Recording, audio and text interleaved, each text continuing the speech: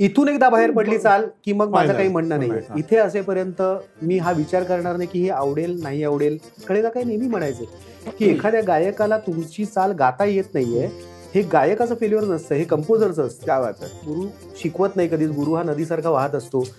तुमची ओंजळ किती मोठी आहे तेवढं तुम्ही ते भरून घेता.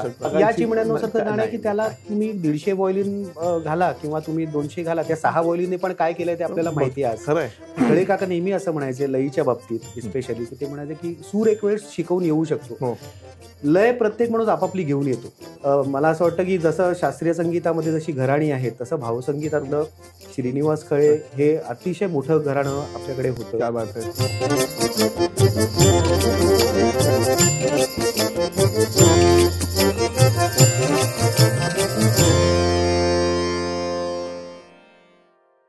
नमस्कार मंडळी. जाई काजळ निर्मित आणि श्रुतिगंध प्रस्तुत आभाळाची माणसं पर्व दुसरं अर्थात ज्योतिने तेजाची आरती ह्या मुलाखत मालिकेत तुमच्या सर्वांचं मनपूर्वक स्वागत.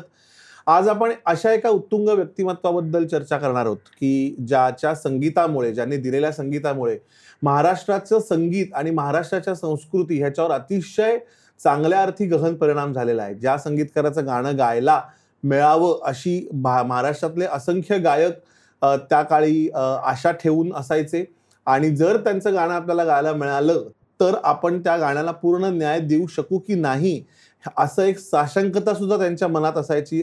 असे महाराष्ट्राचे थोर संगीतकार पंडित म्हणेन मी, पंडित श्रीनिवास खळे यांच्याबद्दल आज चर्चा करणार आहोत आणि त्यांच्याविषयी त्यांच्या ह्या सगळ्या आयुष्याचे पदर उलगडून दाखवण्यासाठी आपल्याकडे आज जी व्यक्ती आलेली आहे तो मुळात माझा खूप जुना मित्र आहे. आमची 30 वर्षांची मैत्री आहे. आज तो महाराष्ट्राचा एक अतिशय सक्सेसफुल गायक आहे, महाराष्ट्राचा अतिशय सक्सेसफुल संगीतकार आहे. तर आपण स्वागत करूया अजित परब. अजित, धन्यवाद. आज तू वेळात वेळ काढून इथे आलायस आणि आपली फॉर्मॅलिटी इथे संपली. कारण इथे येणारी सगळीच माणसं आपल्या जवळची असल्यामुळे पहिल्या 2 वाक्यातच मी हे वाक्य म्हणून टाकतो. हे इकडचं म्हणजे मला तू ओळख करून देताना खरं असं वाटत होतं की कशाला आता म्हणजे नाही. काय होतं, बऱ्याच मंडळीत आपली बाहेर असतात, बऱ्याच मंडळींना कल्पना नसते की आपण एकदम होतं की इंटरव्ह्यू मधनच लावला की अरे हे एकमेकांना काय अरे तुरे करतात असं काय बोलतात. त्याच्यामुळे आपण क्लॅरिफाय केलेलं बरं.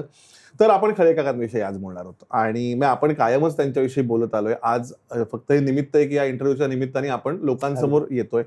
तर ज्या लोकांना माहिती नाहीये त्यांना फक्त आपण एक सांगूया की तुझी आणि काकांची ओळख कधीपासून झाली, कशी झाली? आदित्य, आता तू सांगितलंस की जवळजवळ 30 वर्षाची आपली मैत्री आहे आणि पुन्हा एकदा तू जसं आता म्हणालास तसं लोकांसाठी हे सांगायला हवं, कारण तुला सगळं माहिती आहे, तू साक्षीदार आहेस आणि तू त्या सगळ्या प्रवासात तूही होतास.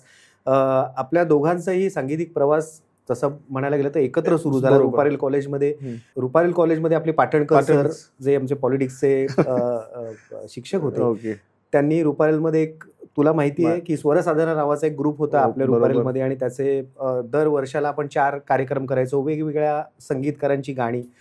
आणि मला असं वाटतं की FY ला किंवा SY ला असताना 95 साली शुभदा दादरकर म्हणजे ओमकार दादरकरची आई यांनी अशी कल्पना मांडली की आपण खळ्यांचा कार्यक्रम करूया आणि आम्ही त्यांना बोलवतो कार्यक्रमाला. आणि पाटणकर सरांचे खूप घरचे संबंध होते खळे काकांचे, कारण चेंबूर कनेक्शन होतं. तर ते म्हणाले अरे वा, उत्तम आहे, आपण नक्की खळ्यांना बोलवूया. आणि खळे काका त्या कार्यक्रमाला आले होते. आपण त्यांची गाणी सादर केली होती त्यांच्यासमोर.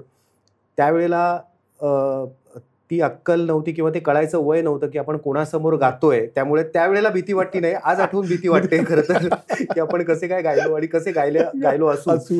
पण त्या कार्यक्रमानंतर तुला माहितीये की खळे काकांनी म्हणजे पहिला एखाद्या कुठल्याही व्यक्तीचा जो स्वभावाचा गुण असतो, जो तुम्हाला पटकन पहिलं इम्प्रेशन जे असतं ते खूप जास्त त्यांच्या बाबतीत वडीलकीचं किंवा फादरली आपण म्हणतो की त्यांचा नवीन कलाकारांकडे बघायचा जो दृष्टिकोन होता की मी कोणतरी एक श्रीनिवास खळे आणि मी लता मंगेशकर आणि मी या सगळ्या भीमसेन जोशी आणि यांच्याबरोबर केलेल्या आणि ही नवीन मुलं गातायत वगैरे असं कुठेच. त्यामुळे अक्षरशः पहिल्या भेटीपासून तो कम्फर्ट झोन त्यांच्याबरोबरचा होता आणि ते स्वतःहूनच तेव्हा म्हणाले होते की अरे या माझ्याकडे, तुम्ही या कधीतरी.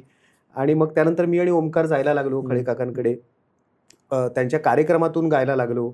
आणि खरं तर त्यावेळेला त्यांच्या कार्यक्रमात देवकी पंडित, सुरेश वाडकर हे सगळे, कधी कधी अरुण दाते पण साधनाताई असायच्या, पण साधनाताई कमी असायच्या, पण हे सगळे तर असायचेच. आणि त्या सगळ्यांमध्ये आम्ही आपलं लिंबू टिंबू कुठेतरी मग सुरेशजी ही गाणी गाणार आहेत, हे अरुण दाते ही गाणार आहेत, उरलेली गाणी अर्थात त्यांची कुठलीच गाणी उरलेली गाणी अशा ही नाहीयेच. कुठलंही गाणं मिळालं तरी आनंदच वाटायचा किंवा तेवढंच आव्हान वाटायचं गाताना. ते फक्त त्यांचं संगीत नव्हतं, एक घर म्हणूनही त्यांचं स्वभाव एवढा आता सगळ्यांनाच माहिती आहे महाराष्ट्रात जे त्यांच्या संपर्कात आले त्यांना, की ते अतिशय प्रेमळ आणि कुठेही त्यांच्या कर्तृत्वाचा त्यांच्या संगीताचा आपल्याला दडपण यायचं नाही कुठेच. तर मला असं वाटतं की पहिल्यांदा ती ओळख झाली, तूही त्या काळात होतास बरोबर आहे. तर त्यामुळे आणि तिथून ते सगळं सुरू झालं. त्यानंतर जवळजवळ मला असं वाटतं 12-15 वर्ष आम्ही सतत त्यांच्या घरी जात असू, कार्यक्रमातून गात असू आणि तो काळ खरंच मला आता आज आठवताना असं खरंच मंतरलेला वाटतो. गोल्डन आज आपण असं अजित म्हणतो की अजित परब श्रीनिवास काकांकडे गाणं शिकला, तर नेमकं अजित परब श्रीनिवास काकांकडे गाणं शिकला म्हणजे नेमकं काय शिकला असं सांगशील? शिकला म्हणणं आता म्हणजे आता झाकीरबाई एका इंटरव्ह्यू मध्ये म्हणाले होते, देव काकाही आम्हाला नेहमी सांगायचे की गुरु शिकवतो म्हणजे गुरु शिकवत नाही कधीच, गुरु हा नदीसारखा वाहत असतो. तुमची ओंजळ किती मोठी आहे तेवढं तुम्ही ते भरून घेता. आता आपली एवढी छोटी आहे की तेवढं जे जमलं ते त्यांच्याकडून जेवढं घेऊ शकलो तेवढं घेतलं. पण एक मला सांगावं असं वाटतं की खळे काका त्यांच्या कार्यक्रमाच्या निमित्ताने जेव्हा गाणी आमच्याकडून बसवून घ्यायचे, म्हणजे अगदी जी सुप्रसिद्ध गाणी आहेत, म्हणजे लाजुना हसणे असेल किंवा बगळ्यांची माळा फुलं असेल किंवा इतर गाणी त्यांची शुक्रतारा, एक तुम्ही जेव्हा गाणं रेकॉर्डेड गाणं जेव्हा तुम्ही ऐकता गायकाकडून तेव्हा एक त्या गाण्याबद्दल तुमचं इम्प्रेशन असतं, त्यातले जे बारकावे आहेत ते तुम्ही तुमच्या परीने शिकायचा किंवा ऐकायचे प्रयत्न करता सूक्ष्मपणे. पण जेव्हा संगीतकाराकडून आणि तेही श्रीनिवास खळ्यांसारख्या संगीतकाराकडून जेव्हा तुम्ही ते गाणं ऐकता तेव्हा माझ्यासाठी पहिल्यांदा असा अनुभव होता की एकदम 360 डिग्री टर्न झाला एकदम. ते त्या कॉम्पोजिशनकडे किंवा त्या गाण्याकडे बघायचा दृष्टिकोनच बदलून गेला. म्हणजे बगळ्यांची माळा फुले मी जेव्हा पहिल्यांदा खळे काकांकडून ऐकलं तेव्हा असं अरे हे वेगळंच गाणं आहे, हे ते नाहीच आहे गाणं. किंवा अगदी साधं, अगदी आपण त्याला म्हणतो साधं, लाजुना हसणे अगदी भावगीत म्हणूया, साधं नाहीये पण तरीही ते त्यांच्याकडून ऐकताना त्यांचा लयीचा जो अंदाज होता ते जेव्हा गायचे तेव्हा ते कम्प्लिटली वेगळं. आणि आज त्यांची जी काही गाणी मी गातो माझ्यावरती प्रत्येक गाण्याचं इम्प्रेशन हे त्यांचं आहे. मला आता ओरिजिनल गाणं मला खरं तर आठवत नाही किंवा रेफरन्सची गरज नाही. त्यांचे संस्कार जवळजवळ 10-12-15 वर्ष एवढे झाले की ते आधीचा कम्प्लिटली पुसून गेला. अर्थात कुठलाही गायक जेव्हा एखाद्या संगीतकाराकडून गाणं शिकतो तेव्हा ते त्याचं परसेप्शन पण असतं. किंवा अनेकदा असंही होतं की संगीतकार एखादी जागा कठीण नाही मी म्हणणार, पण ती त्यांच्या गळ्याच्या पिंडाची नसते, तर त्यामुळे ती थोडीशी ते त्यांच्या गळ्याप्रमाणे गातात, असंही होतं. पण जेव्हा संगीतकाराकडून ती जागा आपण ऐकतो तेव्हा ते फारच म्हणजे मला अनेक त्यांच्या गाण्यांमध्ये असं वाटतं की त्यांची चाल आणि लयीच्या बाबतीत तुला माहितीये की त्यांचं नेहमी 2 सिग्नल पुढचं त्यांना म्हणजे सम दिसायची की आपल्याला प्रत्येक आवर्तनामध्ये जशी आपण सम बघत असतो तशी त्यांना बरोबर माहितीये की मला 4थ्या सिग्नलला मला गाडी बरोबर वेळेत यायला पाहिजे किंवा 6व्या सिग्नलला गाडी बरोबर वेळेत यायला पाहिजे. आणि त्यांचा जो त्या बाबतीतला अंदाज होता तो मला अर्थात हे दीदींपासून सगळ्याच मोठमोठ्या गायकांनी नेहमी सांगून झालेला आहे की त्यांचा लयीचा अंदाज अफाट होता. मला असं वाटतं की जसं शास्त्रीय संगीतामध्ये जशी घराणी आहे तसं भावसंगीतातलं श्रीनिवास खळे हे अतिशय मोठं घराणं आपल्याकडे होतं. क्या बात आहे. मला तू आता म्हटलं 4 सिग्नल पुढे, तर अगदी मला असं प्रकर्षाने जाणवतं की मुखड्यापासून आपण मुखड्यावर यायला लागलो की आपल्याला सुद्धा आता कंपोजिशन मध्ये दिसायला लागते की अरे आता अशी येणार आहे म्हणून इकडे. पण अजित एकाच वेळेला हा मनुष्य गोरी गोरी पान पण करतो, सांग सांग भोलानाथ पण करतो, आणि त्याच्यानंतर मग अगदी कविता दीदींबरोबर सुरेशजींबरोबर नामलिया हरिका ते करतात. त्याच्यानंतर मग कविता रसावली सारखा कॉम्पोजिशन करतात. एवढा स्पेक्ट्रम संगीतकाराकडे येतो कुठून? दैवी प्रतिभा हे तर एक पहिलं कारण आहेच. आणि खळे काकांच्या बाबतीत म्हणजे मी अनेक संगीतकार त्या प्रोसेसमधून जात असतील, पण मी खळे काकांना जवळून बघितलं त्यामुळे मला असं वाटतं की त्यांना त्यांचं समाधान होईपर्यंत, म्हणजे कसं आहे की उत्तम चाल मला असं वाटतं प्रत्येकाला सुचू शकते, पण त्याच्यासाठी तुमच्या थांबायची तुमच्या क्षमता किती आहे. क्या बात आहे. की एक चाल आली आणि जर का ती मला छान वाटली, म्हणजे ती छानच असेल तर गोष्ट वेगळी, पण मला ते येईपर्यंत मी थांबणार आहे, ही थांबायची वाट बघणं जे असतं ना तेही मला वाटतं तेवढाच तुमच्या एक क्रिएटिव्ह प्रोसेसमधला महत्वाचा भाग आहे. काय बात आहे. की एखादी बरी चाल किंवा चांगली चाल तुम्हाला सुचू शकते, पण त्याचा अट्टहास धरणं म्हणजे ही आता मला सुचलेली आहे तर ही मस्तच आहे असं म्हणून. प्रोफेशनल म्हणून बरेचदा तुमच्याकडे वेळ नसतो. आज आपण काम करताना तुम्हाला माहित असतं डेडलाईनचं प्रेशर असतं की तुम्हाला डिरेक्टरचा फोन येतो की अरे परवा शूटिंग लागलं आणि तू काय करतोस वगैरे.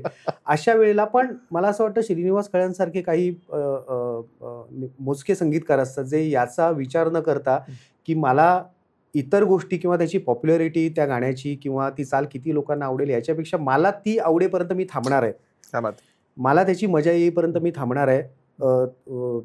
तर ते त्यांचं फार म्हणजे अगदी शेवटच्या काळातही त्यांना शारीरिक व्याधी खूप होत्या. त्यांना 400 शुगर होती, त्यांना BP होता, त्यांचे 3 ते 4 हार्ट अटॅक त्यांना येऊन गेले होते.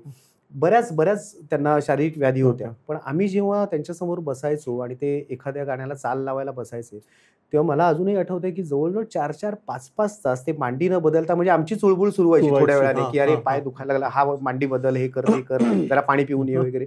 पण ते जागचे त्या वयातही आणि एवढ्या सगळ्या शारीरिक व्याधी असतानाही त्यांचा जो इथून ते मला सुचत नाही तोपर्यंत मी थांबणार नाही, ही जी क्वालिटी होती. मेलेडी तर काय आपण काय बोलणार, त्याच्याबद्दल ते होतच. पण चांगल्याचा किंवा उत्तम गोष्टीचा अट्टहास धरणं ना, ही पण मला वाटतं कुठल्याही कलाकाराची किंवा कुठल्याही क्रिएटिव्ह प्रोसेसमधली खूप महत्वाचा भाग आहे की तुम्ही किती लवकर हार मानत नाही, ही एक क्वालिटी असते की तुम्हाला सुचण्यासाठी. आणि ते मला असं खळे काकांच्या बाबतीत ते फार जबरदस्त होतं म्हणजे त्यांचं. पण असं तुला असं जाणवत नाही अजित, आता आपण जर असं ठरवलं की आपण एखाद्या गाण्याला चाल द्यायची किंवा तू असं जेव्हा ठरवतोस चाल द्यायची, तर आता कमर्शियल प्रेशर जर आपल्यावर नसेल असं आपण आता गृहीत धरू, म्हणजे आपण आता व्यावसायिकता आणि ह्या गोष्टींबद्दल इथे बोलणारच नाही आहोत, पण एका गाण्याला अशी मला वाटतं पहिलीच भेट झाली का शुक्रताराला त्यांच्या 10 चाली होत्या, ही 11वी चाल त्यांची अप्रूव्ह झाली, म्हणजे त्यांनी ती ओके केली, स्वतःच अप्रूव्ह केली. एक्झॅक्टली. कारण अनिल मोहिले हे सांगायचे नेहमी की मी तेव्हा समोर आणि मोहिलेंच्या सारखा रिअल टाइम नोटेशन काढणारा ग्रेटच फार, कारण त्यांना ते काहीतरी गायले की दुसऱ्या क्षणाला ते नोटेशन लिहून मोकळे व्हायचे. त्यामुळे जवळ 10 चाली झाल्या आणि प्रत्येक चालीच्या वेळेला मोहिले त्यांना म्हणायचे अहो खळे उत्तम चाल आहे की. तर परत आता आपला जो मुद्दा की त्यांना जोपर्यंत ही उत्तम आहे, मला वाटत नाही उत्तम आहे, तोपर्यंत मी ते सोडणार नाही. तर मला हे विचारायचंय पुढे की अशा ह्या प्रोसेसमध्ये एखादा जेव्हा संगीतकार जातो तेव्हा त्या प्रोसेस मधनं असं ते काय म्हणतो आपण शिणवा म्हणतो तसा येत नाही, किंवा मग असं हे मेंटली फटीग होत नाही की तेच शब्द आहेत? नाही, 100% येत असणार तुम्हाला. की आता तुला माहितीये की आदित्य, तू तर क्लासिकलमध्ये एवढे वर्ष काम करतोयस की शेवटी रियाज ही तशी कंटाळवाणी गोष्ट असते, भयंकर. पण त्याचा अट्टहास, त्याचा हट्ट धरणं की मला ते तिथे मला जे करायचं आहे त्याच्यासाठी मला हे गरजेचंच आहे, त्यामुळे ते मला असं वाटतं. आणि ते खळे भाग आहे थोडक्यात 100%. हा तुमचा मेंटल असेल किंवा गळ्याचा असेल किंवा हाताचा असेल, कुठलाही रियाजाचा. आणि मला असं वाटतं की ती जी प्रोसेस आहे कंपोजरच्या बाबतीत ती प्रत्येकाची वेगळी असते. म्हणजे माझा वैयक्तिक अनुभव असा आहे की मला कधीही कुठलीही चाल डोक्यात यायच्या आधी मला एक चित्र येतं डोळ्यासमोर. बरं. की मला सूर आधी येत नाहीत, आधी एक चित्र येतं, काहीतरी शब्द वाचल्यावर किंवा चित्रपटाला आपण जेव्हा कुठल्या एका ठराविक सिच्युएशनसाठी चाल करतो तेव्हा तो सीन मला आधी डोळ्यासमोर येतो आणि मग ते सूर येतात. नॉट नेसेसरी प्रत्येक कंपोजरची तीच प्रोसेस असेल, प्रत्येक वेगळा असेल, पण तुम्हाला त्या एक क्षणाची वाट बघावी लागते आणि तो सांगून येत नाही, तो सांगून नाही येत. म्हणजे तो कधी येतो, म्हणजे की असं होत नाही. मी इव्हन खळे काकांच्या बाबतीत किंवा कुठल्याही संगीतकाराच्या बाबतीत की मी आता बाबा हार्मोनियम घेऊन बसलो ना चाल लावायला, आणि आता असं कधी कधी तू त्या वेळेची डिमांड असते की तुम्हाला आता करायचं आहे. आता तू कौशलचं नाव घेतलंस मगाशी की कौशल आपण कौशलच्या अगदी पहिल्या चालीपासून आपण एकत्र बरोबर. बरेचदा असं व्हायचं की आता कार्यक्रम आहे, आता निघायचंय आणि ही कविता तिथे सादर करायची आहे आणि त्यावेळेला अचानक आयत्या वेळेला चाल लावली. असं होतं, असं होऊ शकतं. किंवा आपल्या बाबतीतही असं झालेलं आहे की बाबा तुम्हाला तेवढा वेळ नाही, पण आणि त्यावेळेला मेंदू तुमचं वेगळं काम करतो. म्हणजे हे कारण बरेचदा असं होतं ना की कधी आहे शूटिंग, कधी आहे, मे मध्ये आहे ना, गाणं कधी लागणार आहे, एप्रिलमध्ये लागणार आहे ना, होऊन जाईल ना, ह्या आठवड्यात होईल. तो आठवडा मार्च लास्ट वीकच असतो, तो आठवडा फेब्रुवारीत येत नाही. तो मेंदू तोपर्यंत वाट बघत असतो तुमची की त्याला ते प्रेशर आल्याशिवाय तो नाही काम करत. हा माझा वैयक्तिक अनुभव आहे. पण आपण जर का खळे काकांच्या किंवा त्या काळाचा विचार केला तर त्या काळातही प्रेशर्स असतील त्यांच्यावरती वेगवेगळ्या प्रकारची. कंपनीसाठी HMV साठी तुम्ही करताय किंवा दिदीन सारखे बिझी एवढे आर्टिस्ट होते किंवा आशाताई असतील किंवा पंडितजी असतील, सुरेशजी असतील, हे एवढे बिझी कलाकार आहेत त्यामुळे ते प्रेशर त्यांच्यावरही असणार. पण माहित नाही, मला असं वाटतं की ते एकतर प्रतिभा आहे आणि दुसरा तो हट्ट आहे, उत्तम संगीताचा हट्ट हा आहे. म्हणजे तो आपण काय म्हणतो इन्स्ट्रक्शन देऊन चांगलं काम केल्याचा तो कमांड आहे. म्हणून हे लोक ग्रेट आहेत. ऍब्सोल्युटली. की एखादी ग्रेट चाल एखादा साधारण संगीतकार एकदा किंवा दोनदा त्याच्या लावू शकतो. सातत्याने तुम्ही ग्रेट काम करणं हे हा त्यांच्या महानतेचा पुरावा आहे. म्हणजे सातत्याने सतत ग्रेट काम करणं. त्यांची चाल द्यायची काही पर्टिक्युलर पद्धत होती का? म्हणजे जसं तू म्हणलास आता पेटी घेऊन बसले. आम्ही जेव्हापासून जायला लागलो त्यांच्याकडे तेव्हा ते तसंही मी जसं म्हटलं त्यांचं वयही होतं आणि आजारपण आणि त्यांचा हात थरथरायचा हार्मोनियमवर किंवा त्यांना गाता यायचं नाही. तर एक तर बराच वेळ जसं क्लासिकल मैफिलीमध्ये सुरुवातीला एक आलापी किंवा एक तानपुरे जुळवत असतात गायक बरेचदा. श्रोत्याला कळत नाही की नक्की काय चाललंय त्याच्या डोक्यामध्ये. त्याच्यासाठी ते आता आपला नुसता बघत अरे बाबा याचा का तानपुरा कधी जुळणार, हा कधी मग आलापी. तर कंपोजरच्या बाबतीतही असंच असतं बरेचदा की मला ते नुसत्या हार्मोनियमवरती ते बोटं ठेवून असायचे आणि आम्ही असं एक तास दीड तास फक्त त्यांच्याकडे बघत असायचो. ती त्यांच्या डोक्यात काय चालू आहे आपल्याला माहिती नाही. मग एखादी ओळ यायची, मग ती पुढची ओळ यायची. आणि त्या काळात कसं व्हायचं की त्यांना त्यांच्याकडे टेप रेकॉर्डर होता, कॅसेट्स. तेव्हा ते सोनी आणि TDKच्या वगैरे कॅसेट्स यायच्या. तर त्या आम्ही असंख्य संपवल्या आहेत. तेव्हा एखादं त्यांना मुखडा समजा अर्धा झाला, साईन लाईन झाली की मग ते मला शिकवायचे. मग मला जसं कळायचं मी डग्गा घेऊन बसायचो. किंवा जगदीश असायचा, बरोबर आज आपल्यात नाहीये जगदीश, पण त्याची जेव्हा खळे काका आठवतात तेव्हा काही लोकांची न राहून आठवण येते त्याच्यापैकी जगदीश. तर तोही असायचा. आणि सगळ्यात त्या प्रोसेसचा गमतीचा भाग हा आहे की जेव्हा त्यांचा मुखडा कंपोज करून व्हायचा आणि मग ते शिकवायचे. सुरुवातीला ताल नसायचा कुठलाही, म्हणजे काही रूपक आहे का, दादरा आहे का, काय आहे, नुसतंच ते मेलडी ऐकवायचे आणि आम्ही मेलडी गायचो. आणि 100 99 वेळा असं व्हायचं की हे गाऊन झाल्यावरती अरे बाप आता हे रूपक मध्ये आहे, हे दादऱ्यामध्ये आहे, हे केरव्यामध्ये, कशात आहे नक्की, ह्या मग कळायचंच नाही. त्यांच्या डोक्यात तो मेट्रोनॉम चालू होता त्यांना. त्यामुळे मग आम्ही म्हणायचो की खळे कशात आहे हे, अरे रूपक मध्ये आहे. रूपक मध्ये कसं आहे हे, म्हणजे आता सम पकडली म्हणजे ते ह्याच्यासारखं आहे की त्याचा शेंडा पकडला त्याचा बुडका नाही, मग तो पुढे जातोय म्हणजे आमच्या दृष्टीने. पण ते जे फिरून बरोबर यायचे आणि ते मग ताला बरोबर जेव्हा ती चाल आपण ऐकायचो तेव्हा आम्ही प्रत्येक वेळेला अचंबित व्हायचो की अरे काय ब्रिलियंट आहे. तर ती फार ते गमतीशीर प्रोसेस होती. आता मी परत ते सांगतो की त्याच्यातून तुम्ही शिकण्यासारखं काय आहे किंवा हा भाग अलायदा, हा वेगळा भाग आहे. पण ती आता ती त्यांची प्रतिभा होती की ते त्यांना यायचंच आतूनच. किंवा बरेचदा असं व्हायचं की जसं शुक्रताराबद्दल आपण म्हटलं की ती 11वी चाल होती, की मग आम्ही एक रेकॉर्ड करायचो, दुसऱ्या दिवशी मी परत जायचो, मग ते ऐकायचो, मग ते म्हणत नाही नाही रे मी बदलतो राजा, मला हे काही मला पटत नाही, मी बदल. मग दुसरीचा चाल लावायचे, तिसऱ्या दिवशी तिसरी चाल व्हायची, चौथी चाल व्हायची आणि हे असं चालूच असायचं. बरं प्रत्येक वेळेला एखादं गाणं रूपक मधलं कधी कधी दादऱ्यामध्ये व्हायचं किंवा केरव्यामध्ये व्हायचं. आणि असं कुठे की शब्दांची ओढाताण होते किंवा काना मात्रा किंवा दीर्घचा रस्व झालाय, रस्वचा दीर्घ झालाय, असं कुठेही नव्हतं त्याच्यामध्ये. शब्दांचा भाव असेल किंवा शब्दांचं वजन असेल किंवा शब्दांचा हळुवार किंवा लढीवाळपणा असेल किंवा ॲग्रेशन असेल, हे तेवढंच प्रत्येक चालीमध्ये त्याची गंमत. म्हणजे जसं आपण मोहिलांबद्दल म्हटलं मगाशी की ते म्हणाले अहो सगळ्याच चाली चांगल्या आहेत, तसं आपल्याला आणि हे मोहिले म्हणतात हो तसं आपल्यासारख्या सामान्य बुद्धीला ते सगळ्याच छान असो की कशाला आता अजून वेगळं काय हवंय ना, हे छानच आहे. पण ते त्यांना ते त्यांच्या डोक्यातलं येईपर्यंत त्यांना ते करमायचंच नाही त्यांना. आपण जसं आता बेसिकली मी असं म्हणेन की इंटरनेट ह्या माध्यमामुळे आपण खूप एक म्युझिकच्या जास्ती स्पेक्ट्रमच्या जवळ गेल्यामुळे आता आपण गाण्याचेच असंख्य सेक्शन्स केलेले आहेत की हे चित्रपटातलं गाणं किंवा हे चित्रपटातलं गाणं पण चित्रपटातलं न येणारं गाणं, हे प्रमोशनचं गाणं, हे सिंगल, हे काय अल्बमचं गाणं, हे काय डिव्होशनल वगैरे व्हॉटेवर. तर त्या काळात असं काही फार नव्हतं. म्हणजे मी साधारण 80-90च्या दशकात म्हणेन एक तर प्रायव्हेट अल्बम्स असायचे नाहीतर चित्रपट असायचे, दोनच माध्यम फक्त होती. मग जसं आपण आता एक इमोशनली किंवा क्रिएटिव्हली आपण गाण्याला त्या पद्धतीने हल्ली अप्रोच करतो, की तुला अल्बमचं गाणं करायचं म्हटल्यानंतर अच्छा अल्बमचं करायचंय का, हा चला, मग आपल्या डोक्यात एक काहीतरी एक डिझाईन तयार व्हायला लागतं. मग ते सगळ्या पर्स्पेक्टिव्हने असेल, कंपोजर्स किंवा अरेंजर्स, चित्रपटाचं करायचंय का, अच्छा मी जरा मोठं करायला पाहिजे असं. तर त्या काळात असा डिफरन्सिएशन केला जायचं का? मला वाटत नाही, कारण म्हणजे बाबूजींची गाणी असतील किंवा देवकाकांची असतील, खळे काकांची असतील, ती गाणी ऐकून पण मला असं वाटतं की त्याचं कारण कदाचित हेही असावं की त्याची गाण्याची एक प्रोडक्शन व्हॅल्यू असते, की सिनेमा म्हटल्यावरती आपण एक 70 mm, त्याचा एक स्पेक्ट्रम खूप मोठा आहे, त्यामुळे मग त्याची अरेंजमेंट तशी हवी, काहीतरी भव्य दिव्य असायला पाहिजे, ग्रँडर हवं, या दृष्टीने अरेंजमेंटमध्ये असू शकतं.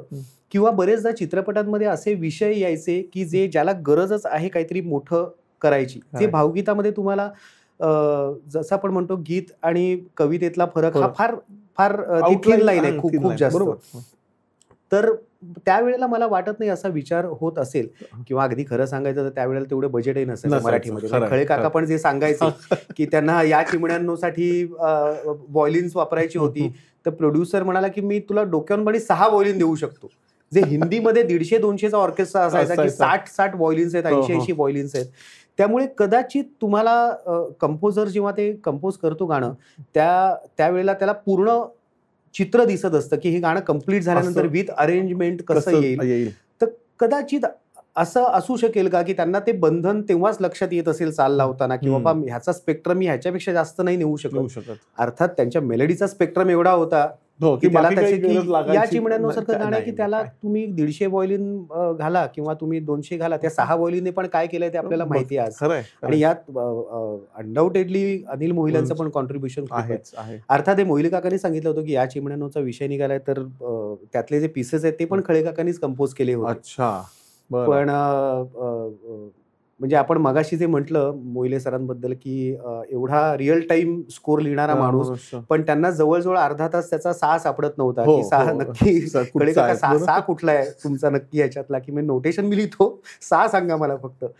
पण ते तू आता जसं म्हणालास की फिल्मी आणि नॉन फिल्मी, हे मला वाटत नाही, कारण एकतर ना खूप जास्त शब्दांना खूप जास्त महत्व होतं. तर हे फिल्मी आहे का नॉन फिल्मी आहे याच्यापेक्षा शब्दांचा स्पेक्ट्रम काय आहे, कवितेचा स्पेक्ट्रम काय आहे, त्या गीताचा स्पेक्ट्रम काय आहे, ह्याचा जास्त विचार होता. आणि या सगळ्यांचा स्वतःच्या मेलडीवरती, स्वतःच्या कॉम्पोजिशनवरती एवढा जास्त विश्वास होता, जास्त कॉन्फिडन्स होता, आणि तो कदाचित त्याच्यातूनच येत असेल. आपण जे म्हटलं की मी 10वी 11वी 15वी साल मला जोपर्यंत ते पटत नाही तोपर्यंत मी करत, आणि एकदा पटलं की मी हटत नाही.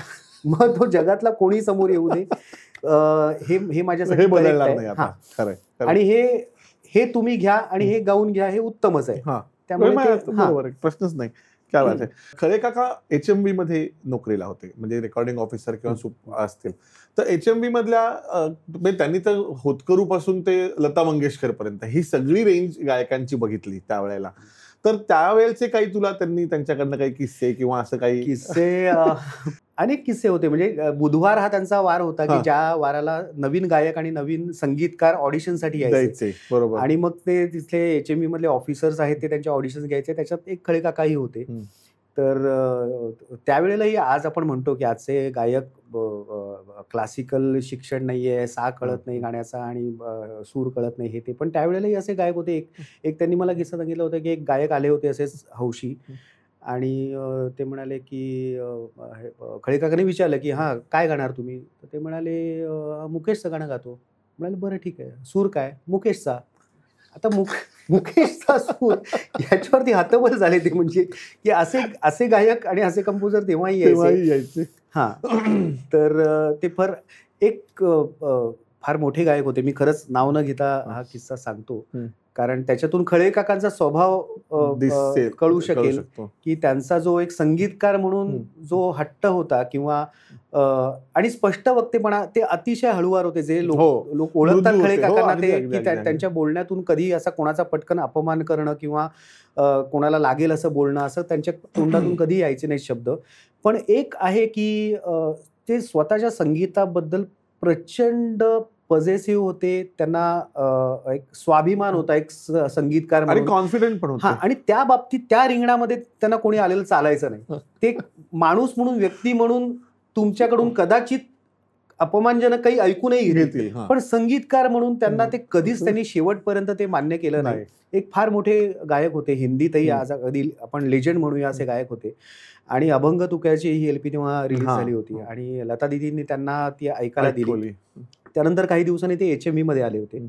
तर HMV मध्ये दुबे म्हणून खळे काकांचे सिनियर होते ऑफिसर. तर त्यांना मध्ये दुपारी खळे काकांना निरोप आला की तुम्हाला दुबेजींनी बोलवलं. ते हे त्यांच्या ऑफिसमध्ये गेले. तर त्यांच्या ऑफिसमध्ये ते गायक बसले होते तिथे आणि तर ते म्हणाले, अरे क्या बात है खले साहब, वो लता ने मुझे आपकी LP दी थी, आप बहुत बढ़िया काम कर रहे हैं, आप बहुत बढ़िया काम कर रहे हैं. तर त्यांचे जे सिनियर ऑफिसर होते दुबे, हे ते गायक काही बोलले नाही. ते दुबे म्हणाले की अरे खले साहब, आप इनके लिए कुछ क्यों नहीं करते, आप LP कीजिए इनकी. तर त्याच्यावरती खळे काका त्यांच्या तोंडावर असं म्हणाले की नहीं नहीं, ये मेरा गाना गा नहीं पाएंगे, वो जो नए लड़के ना म्युझिक डायरेक्टर उनको लेना. आता त्याच्यावरती त्या गायकांना भयंकर राग आला आणि ते स्वाभाविक आहे, तो गायक खूप मोठा होता. पण आता हे कदाचित त्या गायकाचा अपमान व्हावा म्हणून ते बोलले नसतील, ते खरंच मनापासून बोलले असतील की ह्यांना नाही येणार माझं गाणं, पण तिथेही बोलायची गरज नव्हती मुळात. खरंय. एरवी इतके मृदू असायचं, ह्या त्यांच्या कक्षेत त्यांना आणि त्याचा अनुभव आम्ही बरेचदा घेतलाय. म्हणजे की ते प्रेम करायचे सगळं, की कमलेश, आता आमचा मित्र कमलेश भडकमकर याने खळे काकांची शेवटच्या 10 वर्षात मला वाटतं जवळजवळ 50-60 पेक्षा जास्त गाणी अरेंज केली, 75-80 गाणी केली असतील.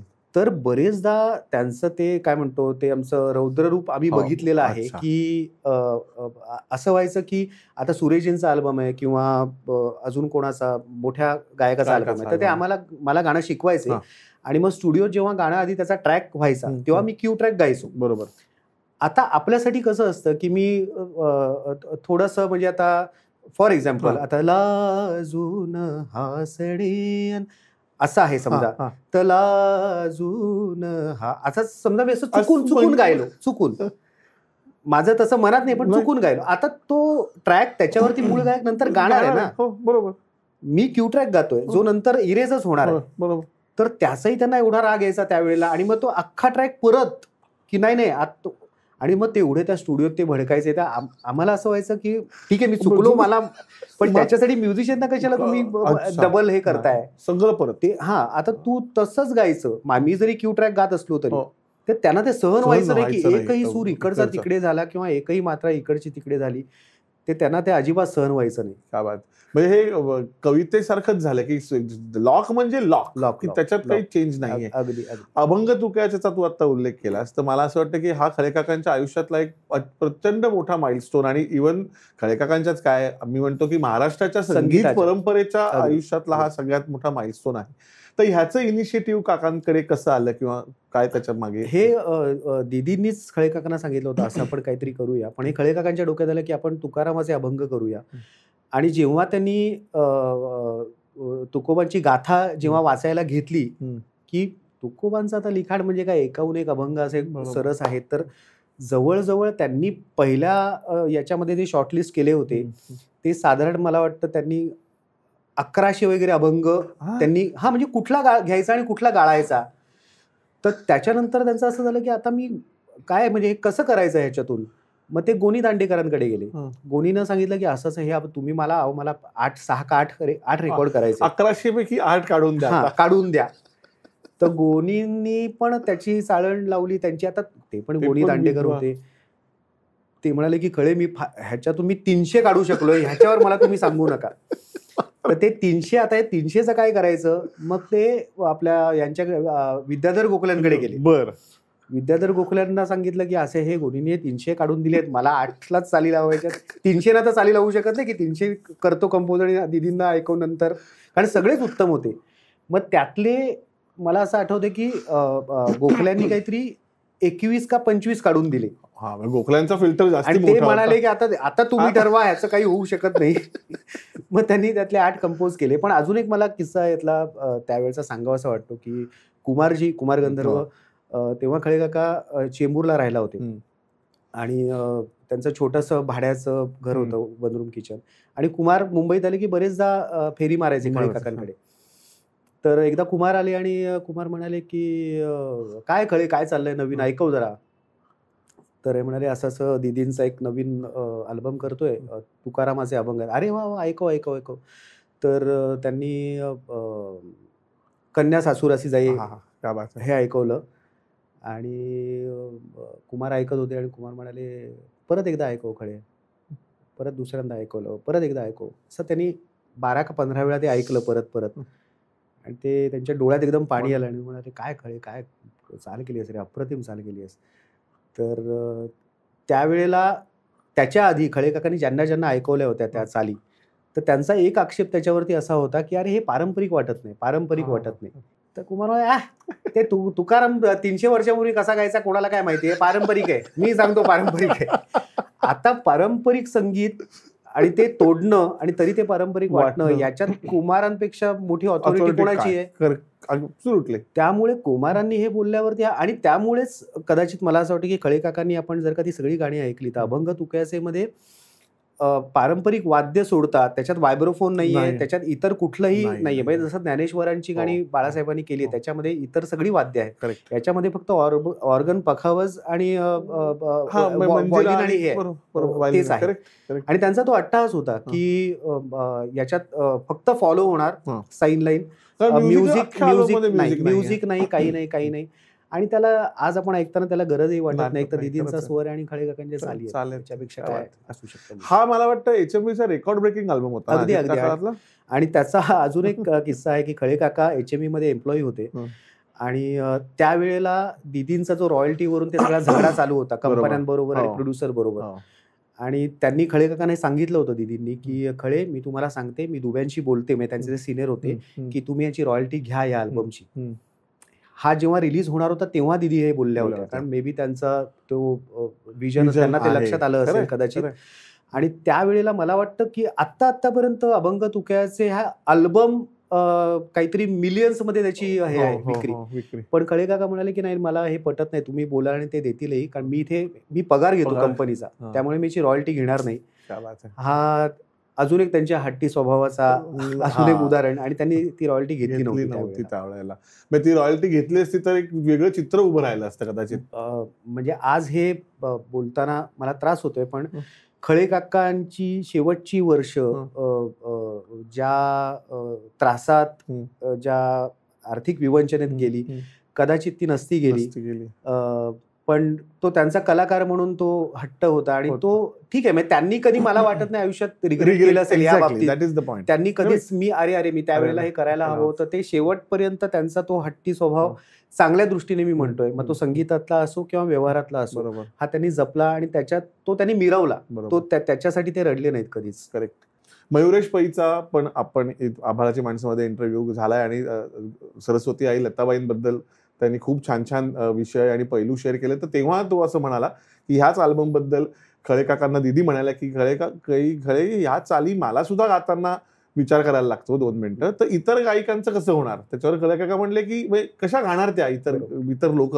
अरे तुमची ही गाणी कशाला गायला पाहिजेत म्हणे, फक्त तुम्ही ऐकलीत तरी. पण हे म्हणजे खरं तर किती सोपं आहे नाही का. आपण हे खूप कठीण करतो, की म्हणजे जे रसिक आहेत, जे ऐकणारे आहेत त्यांनी ऐकावं आणि जे गाणारे आहेत त्यांनी ऐकावं. गायची गरज नाही.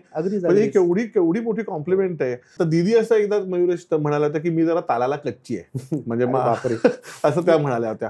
पण मला आता हा सगळ्याचा जर आपण गोळाबेरीज एकत्र केली, की खळे काकांचा तालाचा असलेला अंदाज आणि दीदींनी ते आम्ही सुंदरते ध्यानच उठाण असेल किंवा कुठचीही गाण्याची असेल त्याच्यात तो केलेलं स्कॅनिंग. आता ह्याच्यात नेमकं कोण तालाला कच्चं आहे आणि कोण तालाला पक्क आहे हे कॅल्क्युलेट करणं खरंच कठीण आहे. नाही, पण हे मला असं वाटतं, की हे ना परत एक दैवी हे आहे, की खळे काका नेहमी असं म्हणायचे लयीच्या बाबतीत स्पेशली, की ते म्हणायचे, की सूर एक वेळेस शिकवून येऊ शकतो, लय प्रत्येक माणूस आपापली घेऊन येतो. काय बात आहे. ती तुम्हाला शिकवून नाही येऊ शकत. लयीचा अंदाज आहे हा, जसा आपला प्रत्येकाची पल्स वेगळी असते तसं मला असं वाटतं, की प्रत्येकाचा लयीचा अंदाज हा तो त्याचा घेऊन येतो. की समेवरती येताना एक चाल म्हणजे बगळ्यांची माळ फुलेसारखं गाणं असेल तर 10 गायक त्यांच्या लयीमध्ये अंदाजाने गातील ते.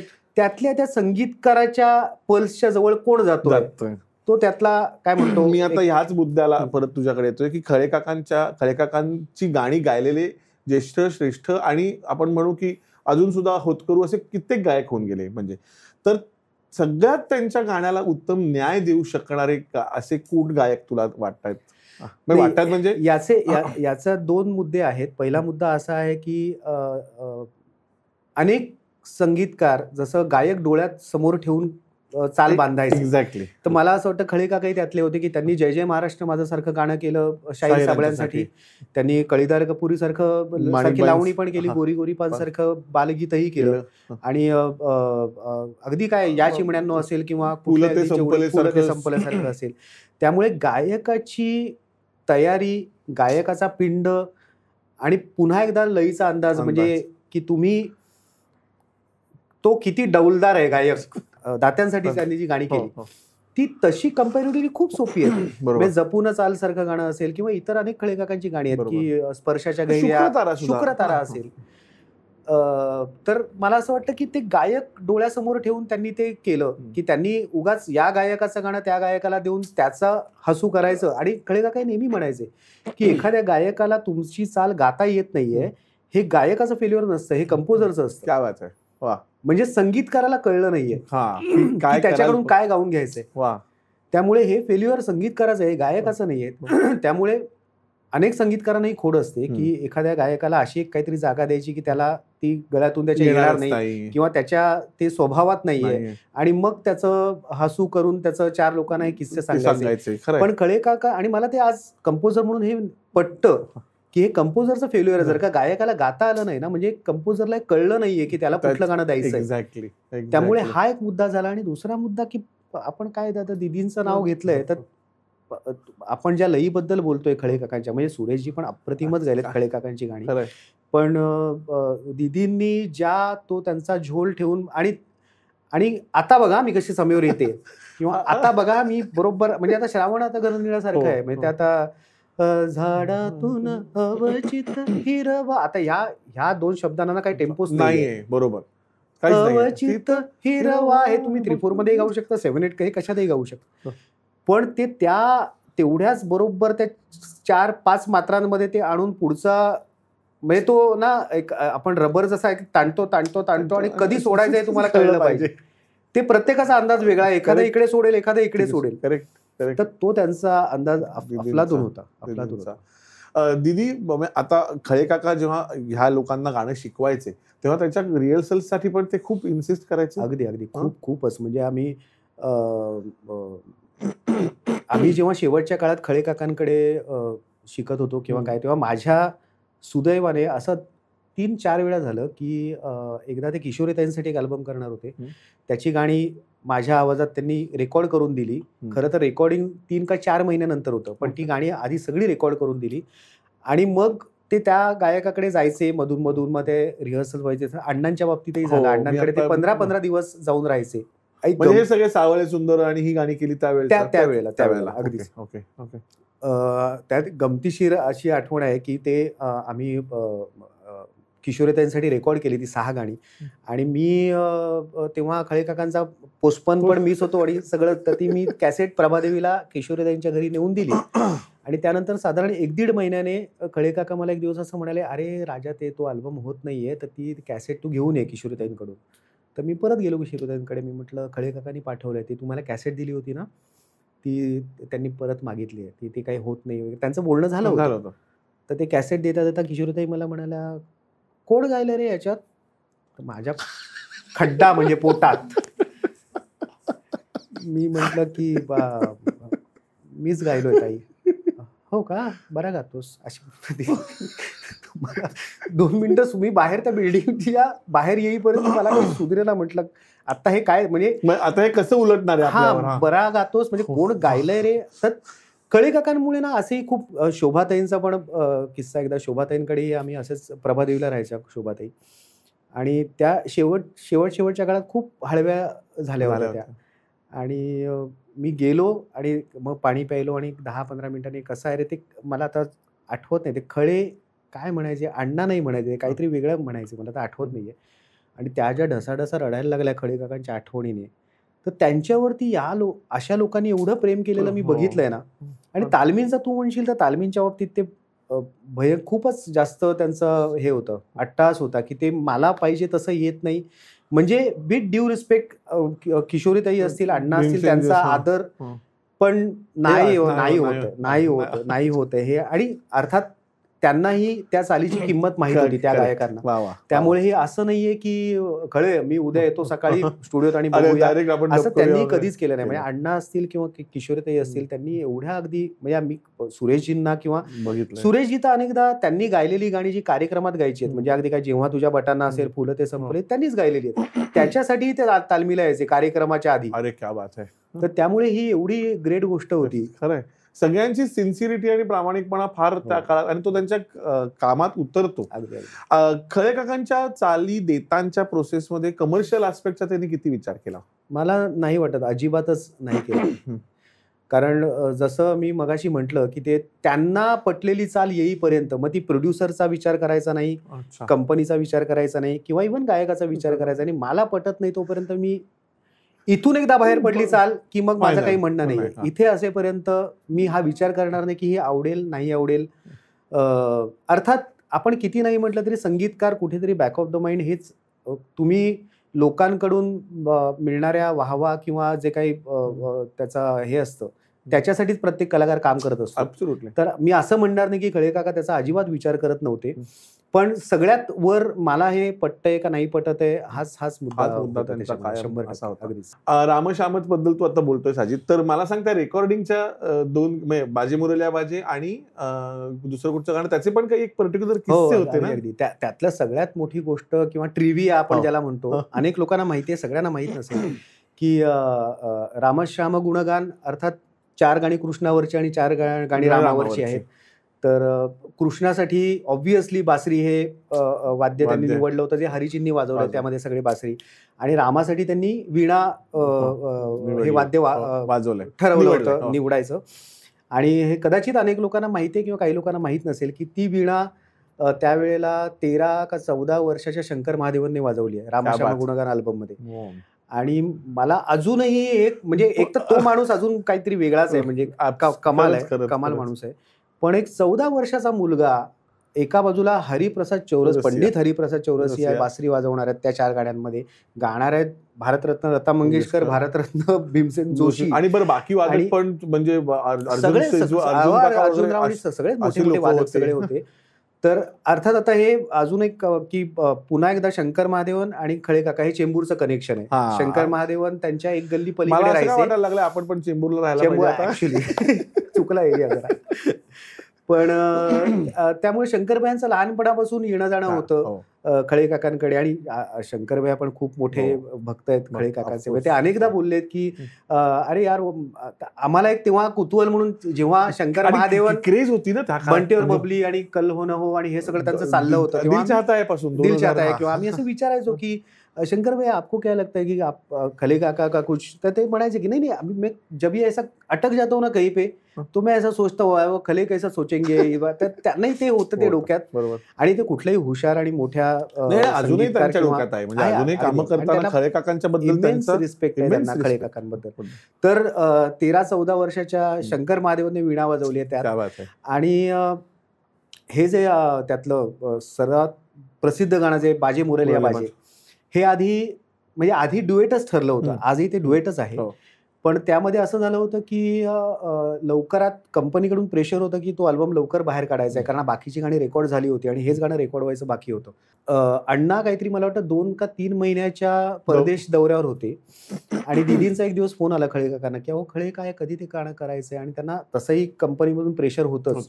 तर ते म्हणाले की बरं ठीक आहे आपण करून टाकूया, आणि त्यांनी ते रेकॉर्ड केलं गाणं. ते सोलो लता दीदींनी गायलं तेव्हा रेकॉर्ड.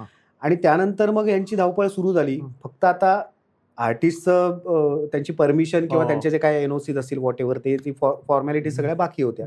आणि ह्यांना असं वाटलं की अण्णा विसरले असतील, अण्णा काही ते लक्षात ठेवणार, त्यांना काय किती गाणी मी गायलो, 3 गायलो का 4 गायलो का 5 गायलो काय फरक पडत नाही. आणि नेमके त्या सगळ्या धावपळीमध्ये अण्णा परदेशातून आले आणि त्यांनी खळे काकांना फोन केला, खळे ते आपलं गाणं रेकॉर्ड करायचं बाकी आहे. खळे काका म्हणाले की मला तिथे धडधड छातीत की आता यांना काय सांगू की ते झालंय रेकॉर्ड म्हणून. तर ते म्हणाले अण्णा होते ना काय झालं ते कंपनीला जरा घाई होती आणि ते दीदींना पण जायचं होतं परदेशात, तर आम्ही ते रेकॉर्ड करून टाकलं. अण्णा म्हणाले नाही मी गाणार ते गाणं. आणि त्यात आधी आता सुरुवातीला जो ऍडलिब आहे तो आधी नव्हता. म्हणाले ठीक आहे आता ते बोललेत गाणार तर काही संपलाच विषय, HMV नाही कोणीच नाही म्हणजे गाणार गाणार म्हटल्यावर गाणार. तर मग ते पंडित नरेंद्र शर्मांनी ते गीतकार आहेत त्या गाण्याचे. तर त्यांच्याकडून तो सुरुवातीचा दोहा त्यांनी लिहून घेतला, तो कंपोज केला आणि त्यांनी ते एडिट केलंय ऍक्च्युअली. ते ऐकताना आपल्याला जाणवतं अण्णा वेगळे गायले आहेत आणि दिदींचं आधीच रेकॉर्ड होतं. तर त्याच्यामध्ये त्यामुळे जो मुखड्यामध्ये तू आता जसं म्हणलात की ते चालीच्या दृष्टीने किंवा गाण्याच्या फ्लोच्या दृष्टीने पण आपल्याला कळतं की काहीतरी याच्यामध्ये हे आहे. नाही, आणि मला वाटतं की तेव्हा लाईव्ह करत असल्यामुळे अजित कदाचित तबला पखावतची त्यांची प्लेसमेंट, मायक्रोफोन ते असल्यामुळे ते तो टोनल क्वालिटी थोडासा फरक, तोही फरक असेल. पण ते नंतर तसं ते दोन सोलोचं एक डुएट झालंय. पण मला याच्यात अजित अजून एक गोष्ट सांगायला आवडेल की ह्याच्यामध्ये जे रेकॉर्डिंग इंजिनियर असतील, आता कोण आहेत मला माहिती नाही, कदाचित अविनाश किंवा हे असू शकतात त्यावेळेला, तर त्यांनी किती बेमालूमपणे ते टेप एडिट केले, किती बीटवर जेव्हा तो चेंज होतो, अण्णांकडे येतं आणि परत दिदींकडे जातं, त्याच्यात कुठेही म्युझिकली एकही चूक त्यात राहिली नाही. आता आपण एडिट म्हणजे आपण जे काय म्हणतो टेप एडिट करणं, याच्या स्किल बद्दल आपण बोलतोय, तर हे मला असं वाटतं त्यांच्यासाठी फार सोपी गोष्ट होती. कारण कळे काकांनी मला एक किस्सा सांगितला होता की बडे गुलाम अली खान साहेबांची एक मैफिल होती, पाऊण तासाची का काहीतरी 1 तासाची मैफिल होती, ज्याच्यामध्ये ते विलंबित पण गायले सुरुवातीला साधारण एक 20-25 मिनिटं आणि मग पुढे मध्य लयीत आणि मग तर ती त्यांना रिलीज करायची होती HMV ला आणि त्याच्यासाठी ती 25 मिनिटात एडिट करायची होती आणि जी टेपवर होती. तर तुला हे कळू शकतं अगदी की एखादा विलंबित खयाल तू बरं, त्याच्यात त्यांचा मुलगा काहीतरी का शिष्य मागे बसलाय, तो पण मध्ये आलापी करतोय वगैरे असं, तर ती तुला टेपवर ऐकून ती तुला पाऊण तासाची 25 मिनिटात एडिट करायची आहे आणि बरं एकदा कट बसला की बसला, संपलं. त्यामुळे मग त्या मानाने मला असं वाटतं की एडिट फार सोपं होतं. पण हा एक खडे काकांकडे सुद्धा एक वेगळा स्किल सेट होता. नाही, पण कारण की मुळात आता हे बऱ्याच लोकांना माहिती आहे की नाही मला माहित नाही, खडे काका जेव्हा मुंबईत आले तेव्हा आकाशवाणीला ते क्लासिकल गायक, A ग्रेड क्लासिकल गायक होते आकाशवाणीला. काय बात आहे. कारण ते बडोद्याला क्लासिकलच शिकून आले होते, त्यांचे सगळे संस्कार क्लासिकलचे होते.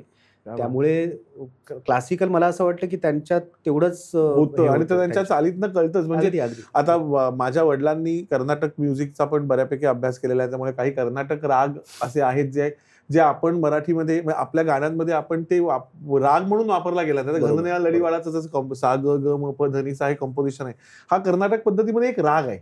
आणि खळे काकांच्या असंख्य कंपोजिशन्स मध्ये अशा अनवट सुरावटी आपल्याला दिसतात. पण गंमत बघ ना आदित्य, की कसं आहे की एवढा क्लासिकलचा पगडा असून आता आपण ना अनेक जे क्लासिकलचा पगडा असलेले संगीतकार आहेत त्यांच्या अनेक चाली ना या बरेचदा चीजे सारख्या वाटतात. एक्झॅक्टली. त्या क्लासिकल त्याचं जे काय लक्षण गीत आहे त्याचा, बरोबर, त्याचं जे काय आरोह आहे आणि त्याचे काय हे आहेत वादी संवादी आहेत त्याला धरून, पण म्हटलं तर हे रागात आहे आणि म्हटलं तर हे रागात नाहीये, असं कंपोज करणं हे किती कठीण आहे. आणि त्याच्या पुढे जाऊन मी तुला सांगतो की ह्या स्वरसमूह जे आहेत, म्हणजे आपण आता जसं नामलिया हरिका जसं आपण जर गातो, चंपाकली सारखा राग येतो, तो राग म्हणजे तो अनवटच आहे, असा तो गायला जात नाही.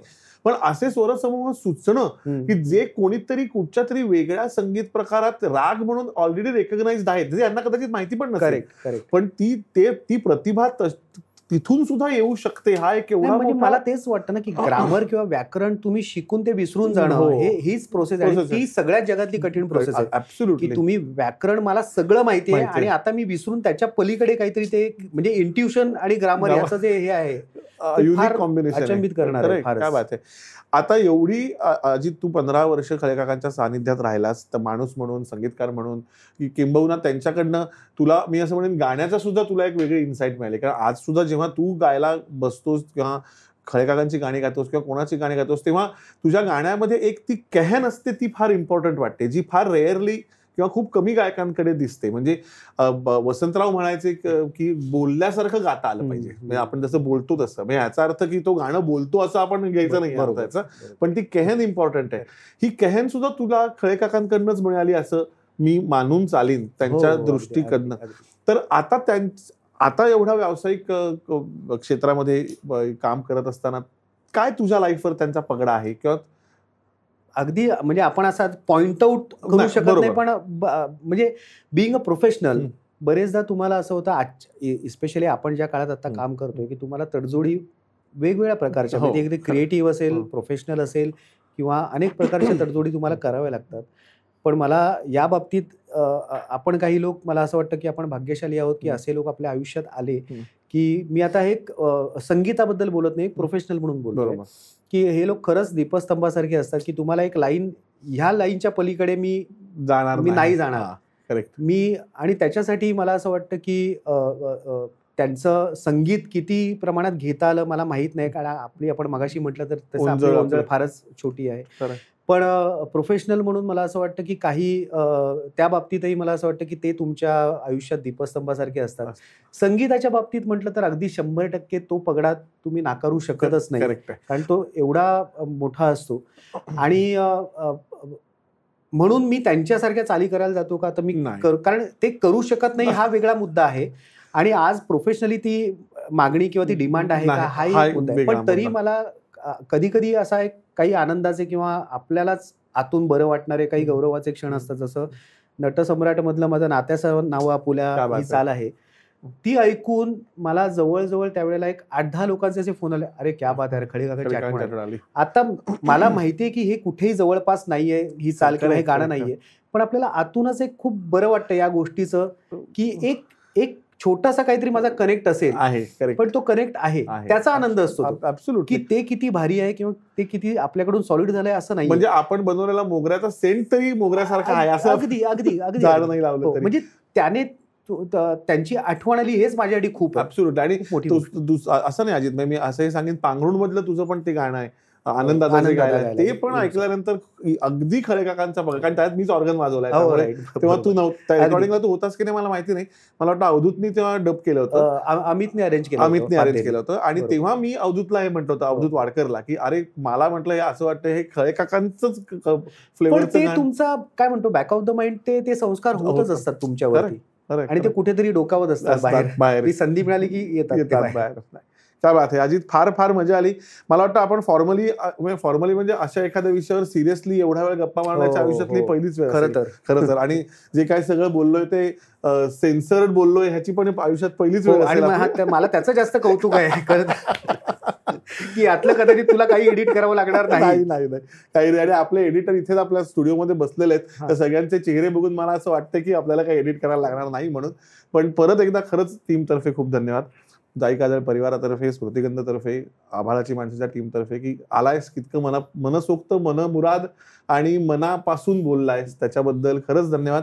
आमच्यातर्फे एक छोटीशी गिफ्ट आहे, त्याचा तू स्वीकार. नाही, त्याच्या आधी मीही अगदी फॉर्मॅलिटी म्हणून नाही, पण मला मनापासून असं जेव्हा तू पहिल्यांदा सांगितलंस तर आभाळाची माणसं हे मुळात टायटलच मला एवढं इंटरेस्टिंग वाटलं की त्या तिथल्या म्हणजे आपण ती म्हटलं तर आपल्यातलीच माणसं आहेत, पण तरी ती कुठेतरी आपल्याला याची जाणीव असते की ती तिकडची आहेत ते लोक, आणि त्यांच्याबद्दल बोलणं हे खरंच एक आतून आनंद देणारी गोष्ट आहे नेहमीच. आणि तू आज खरंच इथे मला बोलवलं म्हणून मी तुझे आभार नाही मानणार, पण हा उपक्रम तुम्ही चालू केलाय याच्यासाठी नक्कीच तुमचं अभिनंदन, तुझ्या संपूर्ण टीमचं. तर आमच्यातर्फे ही अजी छोटीशी गिफ्ट आहे, त्याचा स्वीकार कर असं वाटतंय. थँक्यू, धन्यवाद.